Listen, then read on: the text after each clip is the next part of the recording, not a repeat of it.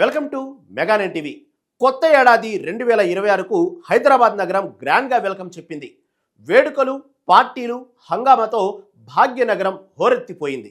అయితే ఈ వేడుకల్లో అపశృతులు చోటు చేసుకోకుండా ఉండేందుకు పోలీసులు ముందుగానే భారీ స్థాయిలో జాగ్రత్తలు తీసుకున్నారు. తాగి వాహనం నడిపితే సహించేది లేదని, చక్రవ్యూహం లాంటి తనిఖీలు ఉంటాయని హైదరాబాద్ పోలీస్ కమిషనర్తో పాటు సీనియర్ అధికారులు పదే పదే హెచ్చరించారు. కానీ కొందరు మందుబాబులు మాత్రం పోలీసుల వార్నింగ్ను పక్కన పెట్టి తాగి వాహనాలు నడిపి అడ్డంగా బుక్ అయిపోయారు.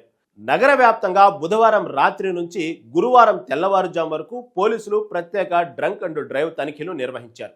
ఈ తనిఖీల్లో 3 కమిషనరేట్ల పరిధిలో ఏకంగా 2731 మంది మద్యం సేవించి వాహనాలు నడుపుతూ పట్టుబడ్డారు. వీరిపై పోలీసులు కేసు నమోదు చేసి వాహనాలను సీజ్ చేశారు.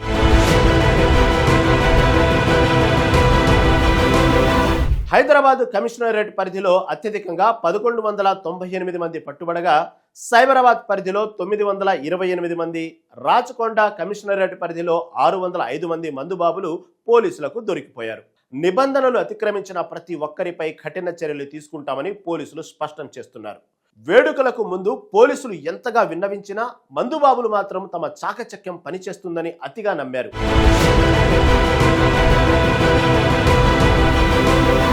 సిపి మీడియాతో మాట్లాడుతూ తాగి డ్రైవ్ చేస్తే తప్పించుకోవడానికి ఎలాంటి షార్ట్ కట్స్ ఉండవని, తమ తనిఖీలు అత్యంత వ్యూహాత్మకంగా ఉంటాయని స్పష్టం చేశారు. కొద్దిగా తాగితే పోలీసులను మోసం చేయవచ్చని అనుకుంటే అది పొరపాటేనని, బ్రెత్ అనలైజర్లో చిక్కడం ఖాయమని ఆయన ముందుగానే హెచ్చరించారు.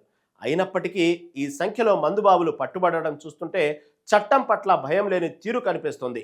ప్రజల భద్రతను దృష్టిలో ఉంచుకొని నగరంలోని ప్రధాన కూడళ్లు, ఫ్లైఓవర్లు మరియు పబ్బుల పరిసరాల్లో పోలీసులు పహారా కాశారు. తాగిన మైకంలో వాహనం నడిపి తమ ప్రాణాలకే కాకుండా ఎదుటివారి ప్రాణాలకు ముప్పు తీసుకొచ్చే వారిని ఏమాత్రం ఉపేక్షించబోమని అధికారులు తెలిపారు. పట్టుబడిన వారందరికీ త్వరలో కౌన్సిలింగ్ ఇచ్చి కోర్టులో హాజరుపరచనున్నారు. పండుగలు, వేడుకలు జరుపుకోవడంలో తప్పు లేదని, కానీ ఇతరుల భద్రతను విస్మరించడం నేరమని పోలీసులు మరోసారి గుర్తు చేశారు.